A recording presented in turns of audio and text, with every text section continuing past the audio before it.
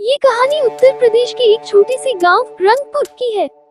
गांव में हरियाली, चिड़ियों की चहचहाहट और खेतों में काम करने वाले किसानों की हलचल हमेशा रहती थी। गांव में एक गरीब किसान था जिसका नाम राजू था। उसकी पत्नी का नाम गीता था और उनकी एक बेटी थी जिसका नाम काजल था। वे तीनों बहुत मेहनती और सरल स्वभाव के थे, लेकिन गरीबी हमेशा उनके जीवन में परेशानियां लेकर आती रहती थी।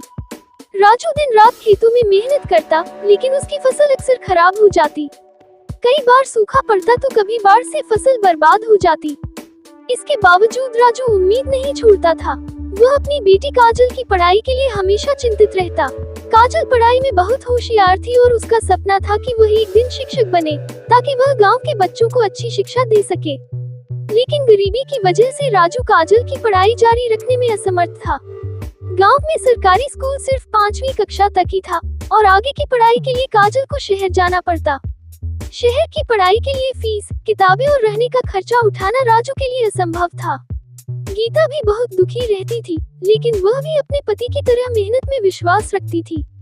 वे दोनों मिलकर अपनी बेटी का भविष्य संवारने के लिए कुछ न कुछ करने का फैसला करते।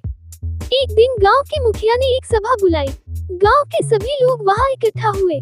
मुखिया ने बताया कि सरकार ने गांव में एक नई योजना शुरू की है, जिसमें गरीब किसानों को आर्थिक मदद दी जाएगी ताकि वे अपने बच्चों की पढ़ाई जारी रख सकें। ये सुनकर राजू और गीता की आंखों में उम्मीद की किरण जागी। वे तुरंत मुखिया से मिले और काजल की पढ़ाई के लिए मदद मांगी। मुखिया ने उन्हें आश्वासन दिया कि वह इस योजना के तहत उन्हें मदद दिलवाएंगे। कुछ ही दिनों में राजू और गीता को सरकारी सहायता मिल गई। अब काजल शहर जाकर अपनी पढ़ाई जारी रख सकती थी। काजल के लिए ये खुशी का पल था, लेकिन गांव छोड़कर जाना उसके लिए आसान नहीं था। वह अपने माता पिता से बहुत प्यार करती थी और गांव की मिट्टी से भी उसका गहरा नाता था। लेकिन उसके सपने बड़े थे और उसने ठान लिया था कि वह एक दिन अपने गांव लौटकर बच्चों को पढ़ाएगी। काजल ने शहर जाकर स्कूल में दाखिला लिया। वह हर दिन मेहनत से पढ़ाई करती और अपने माता पिता को पत्र लिखती। राजू और गीता उसकी सफलता की कहानियां सुनकर गर्व महसूस करते थे। धीरे धीरे समय बीतता गया और काजल ने 12वीं की परीक्षा अच्छे अंकों से पास कर ली। इसके बाद उसने शिक्षक बनने की ट्रेनिंग भी पूरी की। कुछ सालों बाद काजल एक प्रशिक्षित शिक्षक बनकर गांव लौटी। गांव के लोग उसकी सफलता पर गर्व कर रहे थे।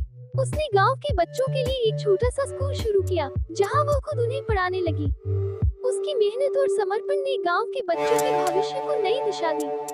काजल का सपना अब हकीकत में बदल चुका था। इस कहानी से हमें ये सीखने को मिलता है कि कठिन परिस्थितियों में भी अगर मेहनत और उम्मीद का दामन थामा जाए, तो जीवन में कोई भी लक्ष्य असंभव नहीं होता।